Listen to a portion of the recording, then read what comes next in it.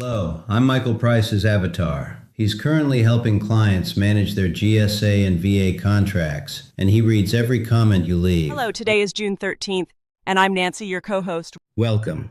I'm Michael Price, your host. Imagine spending years, maybe even decades, building your business from the ground up. Yeah, sweat equity, all of it. Exactly. You've jumped through every single bureaucratic hoop, you've secured these highly competitive federal contracts, and you finally have a foothold in your industry. Right. And then on just a random Tuesday afternoon, you get an email and it has a link to a survey monkey that basically says, fill this out, tell us exactly how much cash is in your wallet, or you lose absolutely everything. It sounds exactly like a bad phishing scam. It really does. But for thousands of women-owned small businesses right now, that is an official government mandate. Mm-hmm. The security checkpoints designed to protect the integrity of these programs have just been suddenly cranked up to a level that, well, it might actually lock out the very people they were built for. Welcome to this deep dive. Today, we're analyzing a massive, incredibly time-sensitive shift happening right now in the federal contracting world. It's a big one. It really is. We are pulling from a stack of recent sources, mostly anchored by notes and reporting from Federal News Network dated June 13th, 2026. And what we are looking at are sweeping new policies coming out of the Small Business Administration, the SBA, that are just sending shockwaves through the entire contracting ecosystem. Yeah, we're looking at a fundamental rewrite, basically, of how the government verifies who is, and honestly who isn't, considered economically and socially disadvantaged. The ripple effects of this are, they're touching thousands of livelihoods. For sure.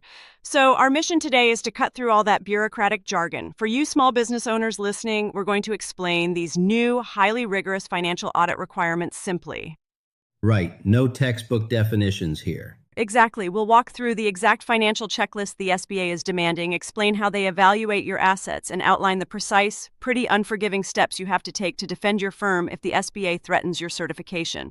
Because they will threaten it if you don't comply. Right. Okay, let's unpack this. Right now, the SBA is vastly expanding its scrutiny. Specifically, if you operate an economically disadvantaged women-owned small business, commonly known as an EDWSB, you've likely received a pretty jolting email recently. Jolting is a good word for it. Yeah. The compliance division over there has given these firms a hard deadline of June 30th to comply with a highly invasive program examination. And we really need to be crystal clear about what this examination is actually trying to do. Right. What's the goal here? Well, they're trying to verify that the women owning at least 51% of the firm still meet the strict economic rules set in the federal code, specifically 13 CFR 127.203. Which is a mouthful. It is. But basically, that regulation caps personal net worth, adjusted gross income, and total asset value.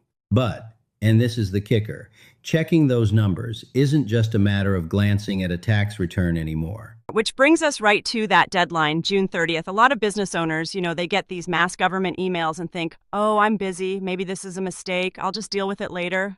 Oh yeah, the classic ignore it till it goes away strategy. Right. So let me ask the most important question up front. What actually happens to a business owner listening to this if they just ignore that email and let June 30 pass? Oh, missing that June 30 cutoff automatically triggers a formal notice of proposed decertification. Wow, automatically. Automatically. You are essentially placed right on the chopping block. And the mechanism they use to do this is a legal concept called adverse inference. Okay, adverse inference. I'm thinking about this like a game of poker. Yeah, go with that. If someone calls my bet and I refuse to show my cards and I just fold my hand, the dealer and everyone else at the table automatically assumes I was bluffing, or at least that I didn't have the cards I claim to have. Is that kind of how the SBA is treating silence here? That is a perfect way to look at it, actually. In administrative law, if you hold the evidence, so in this case your financial documents, and you refuse to provide it when legally asked, the agency doesn't just say, oh, well, I guess we'll never know. Right, they don't just shrug and walk away. Exactly. They draw an adverse inference. They legally assume that the information you're hiding proves you were ineligible. So your silence is basically weaponized against you as definitive proof that you no longer qualify for the program. So by ignoring the email, you're essentially doing the SBA's job for them. You're handing them the legal justification to just kick you out. Yeah. And what's fascinating here is that we aren't just theorizing about how aggressively the SBA might use this. We have immediate hard precedent. From where? Look at the 8 Business Development Program. The SBA recently initiated a very similar massive audit sweep there, demanding data from over 4,300 firms. Wow, 4,300. How did that shake out? Brutally, to be honest. Out of that sweep, the adverse inference mechanism and the audits led directly to the suspension of over 1,100 firms. You're kidding. Over 1,000? Yep. Plus the outright termination of 154 companies from the program entirely. Suspending over 1,000 firms, I mean, that's not a bureaucratic warning shot. That is the SBA actively clearing the field. They are not messing around. But let me push back for a second here. Let's say I'm an Edwasby owner, right? I get this June 30 demand. I look at my books, and honestly, business has been phenomenal for the last 5 years. Which is great. Right, a good problem to have. But I know for a fact I blow past that net worth cap you mentioned. Am I forced to go through this whole invasive audit just to be told I'm disqualified? Or is there like an exit hatch? There is an exit hatch, yeah. And it's actually a very strategic one. If you know you exceed the economic thresholds, you have the option to voluntarily withdraw from the program prior to the audit's completion. So I just raise my hand and say, hey, I'm out. But why is that better than just letting them decertify me? Because of your permanent record. Ah, like high school. Literally. A voluntary withdrawal is a graceful exit. It means you outgrew the program, which, by the way, is the ultimate goal of these small business incubators anyway. Right. They want you to succeed and graduate. Exactly. You leave on your own terms. But if you force the SBA to formally decertify you or hit you with that adverse inference ruling we talked about, that becomes a permanent negative mark on your federal contracting profile. It can really complicate future applications or just other government interactions down the line. Okay, that makes total sense. Protect your long-term reputation. But if a business owner does decide they qualify and they choose to face this audit, they need to know exactly what kind of financial microscope they are stepping under. Oh, it's a microscope, all right. Yeah, looking at the sources, this isn't just asking for a balance sheet. It's a deep dive into personal wealth. It is incredibly granular. The SBA isn't just looking at your company as this faceless entity. They are auditing the human being or beings who own that 51%. Right, so let's break down this 38-question financial checklist. I want to organize this into categories so it actually makes sense for you listening rather than just reading a laundry list. Good idea. Let's start with the baseline documentation. Obviously, they want personal and business tax returns for the last 3 years. That's pretty standard. Standard. But the second category is where it gets really heavy: market and illiquid assets. The SBA demands a list of all stocks, bonds, and mutual funds. And they don't just want the total portfolio value, do they? No. They want the exact share counts and the specific dollar values tied to each individual holding. That is so specific. It is. They are checking for volatility and liquidity. They want to know exactly how quickly you could convert those assets to cash if you had to. And speaking of converting the cash, they also demand the balances of all retirement accounts and, crucially, the details of any life insurance policies. Yes, but only specific ones. Right, only policies with a cash surrender value. Mm-hmm. Which made me wonder, why does the SBA care about my life insurance? Because a whole life insurance policy with a cash surrender value isn't just a death benefit, it operates essentially as a hidden savings account. Oh, because you can borrow against it. Exactly. You can borrow against it or just cash it out while you're still alive. So the SBA considers that accessible liquidity. If you have a policy you can cash out for, say, $500,000 tomorrow, that significantly impacts whether you are truly economically disadvantaged. Okay, that explains the illiquid side. Now let's move to the third category, real estate and liquid cash. And this is where I think people are going to get really, really uncomfortable. Oh, definitely. Because for liquid assets, they aren't asking for an estimate. The SBA wants an exact accounting of cash on hand, specifically the daily balances in all of your personal savings and checking accounts. Daily balances. Why do they need daily balances? Doesn't a monthly statement show enough? Well, think about it. A monthly statement is just a snapshot of a single day, right? Yeah. Usually the last day of the month. If I know an auditor is looking at my end-of-month balance, I could just transfer $100,000 to my brother on the 29th and then have him transfer it back on the 2nd. Oh, wow. So you just hide the cash for the screenshot. Precisely. By demanding daily balances, the SBA is looking for the actual baseline of your daily wealth. They're looking for structural anomalies or, sudden unexplained drops in cash right before the audit was announced. Which brings us perfectly to the fourth category on the checklist, the fraud indicators. The SBA requires you to disclose any assets that were transferred to immediate family members for less than fair market value within the last 2 years.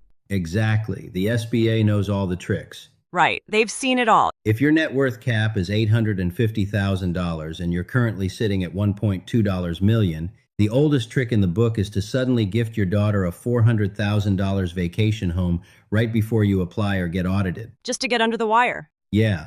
So that 2-year look-back window is designed specifically to capture and penalize owners who try to artificially impoverish themselves on paper just to keep their government contracts. And we can't skip the primary residence equity either. The SBA calculates this by taking the current market value of your home and subtracting their remaining mortgage. Right, simple math. That difference, your equity, counts toward your economic status. But, and here's the absolute wildest part of all of this. Here we go. We are talking about checking accounts, life insurance policies, tax returns. I mean, this is a literal forensic reconstruction of a person's entire financial life. Yeah. You would assume the government built a highly secure, encrypted federal portal for this. You would assume wrong. I mean, according to our sources from Federal News Network, the SBA is collecting this incredibly sensitive, deeply personal data via a 38-question link on SurveyMonkey. SurveyMonkey. The exact same software I use to pull my fantasy football league about draft dates. I know, and the industry is understandably terrified about this. Our sources actually quote an industry executive who spoke anonymously, obviously, to avoid retribution, highlighting the utter absurdity of this. Yeah, what'd it say? This executive explicitly questioned how SurveyMonkey could possibly be considered appropriate for an official government examination involving personal wealth. What's the specific fear, though? Are they just worried about someone hacking the SurveyMonkey servers? Well, I mean, hacking is a baseline fear, sure. But the bigger, more systemic fear is what happens to the data after you hit submit. Oh, like where does it go from there? Right. The executive pointed out that the industry is deeply concerned that sensitive data is going to be fed directly into untested AI algorithms. Oh, wow. Yeah. Will a machine be making the final call on a 2-0 year?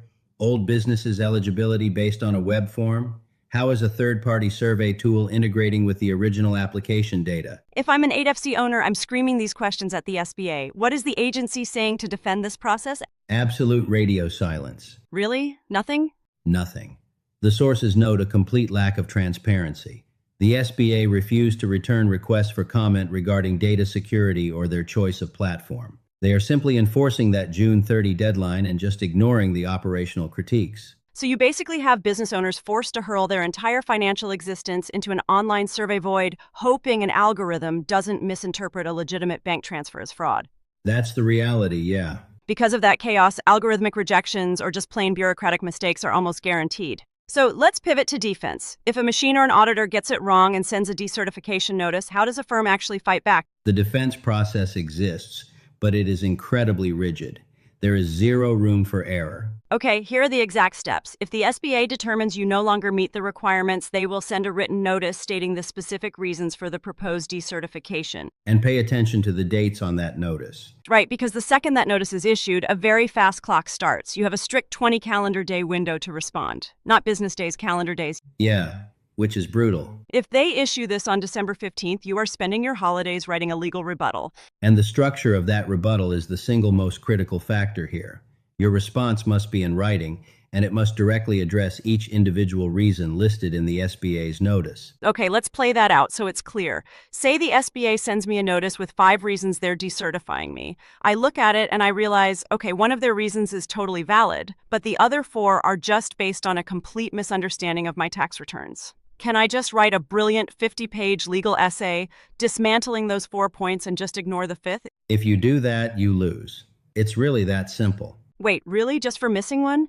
Yes. The legal standard requires a comprehensive rebuttal. If you systematically dismantle 4 arguments, but you leave that 5th one unaddressed, the SBA will uphold the decertification based solely on that 5th, uncontested point.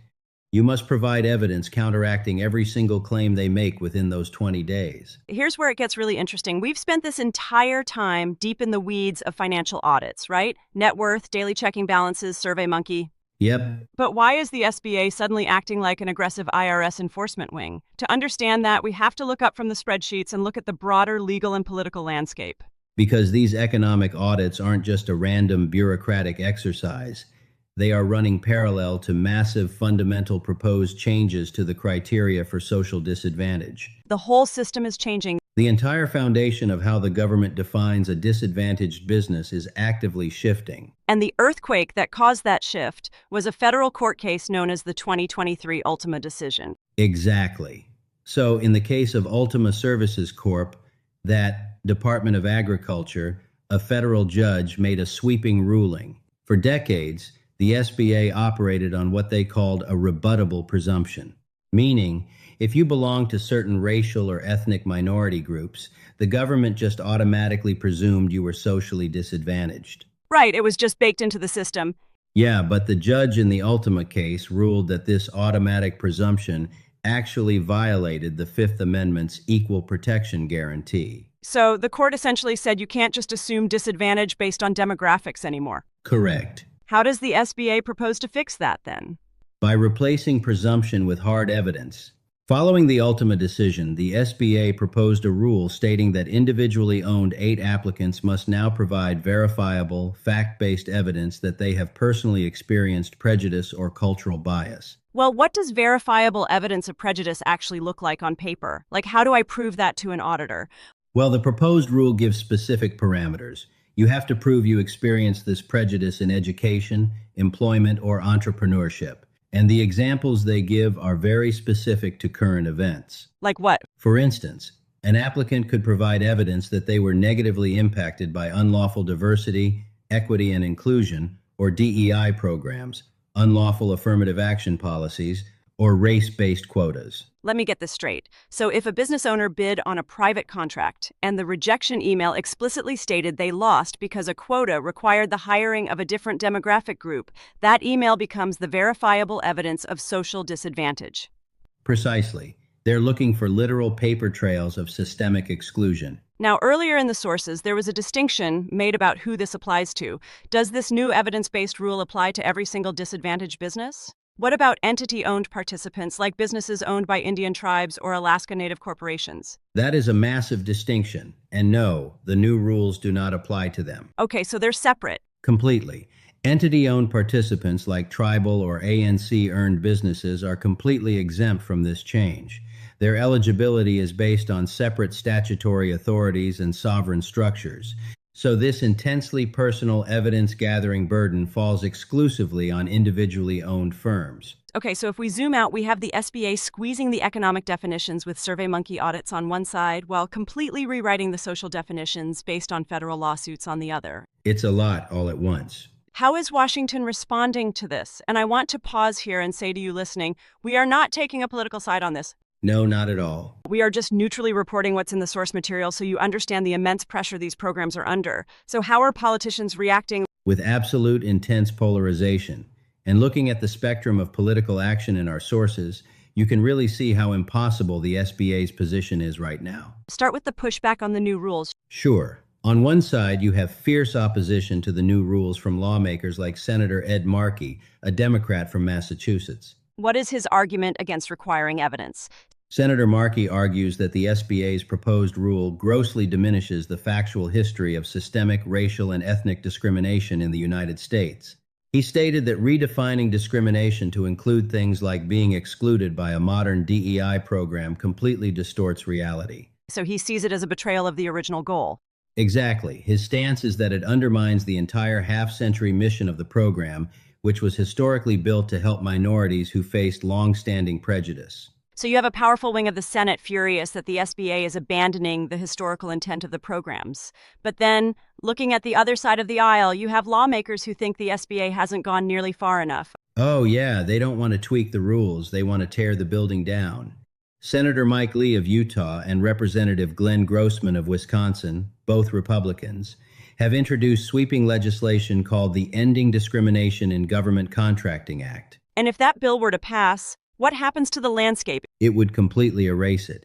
The bill seeks to entirely eliminate all federal contracting preferences for businesses owned by socially and economically disadvantaged individuals. So wipe it out. Yep. And directly relevant to the EWASB owners facing this June 30 audit we've been talking about, the bill would effectively end the women-owned small business program altogether. They would just strike it from federal code. Now, the sources note that as of this reporting in June 2026, this legislation is currently sitting in committee. It hasn't advanced to a floor vote.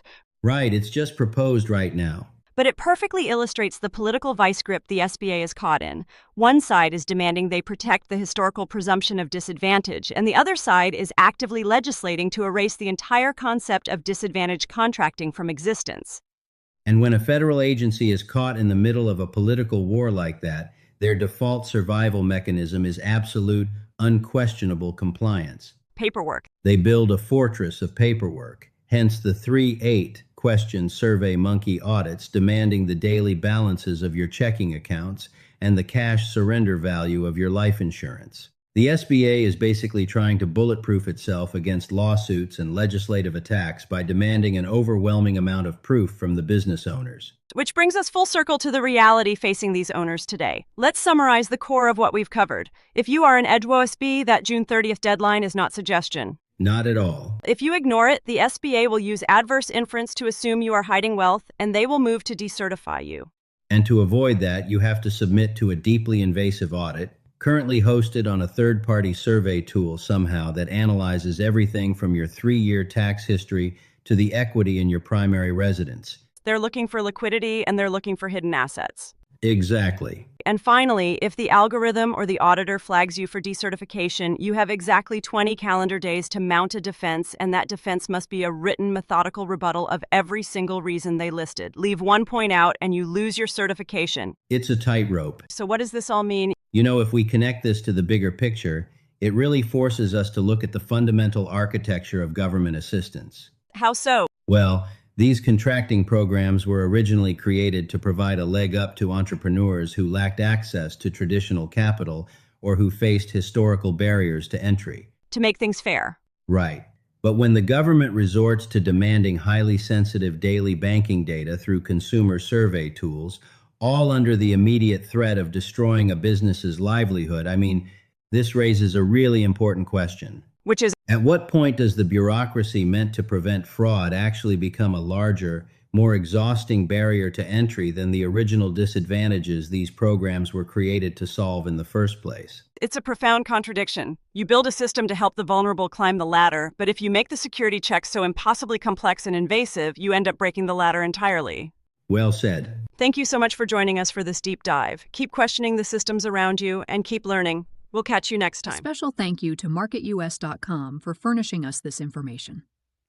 You can reach them at MarketUS.com or call them at 954-636-3232. Before we go, this deep dive was created by the MarketUS.com team. Let us know your thoughts in the comments below. It's right below the subscribe link.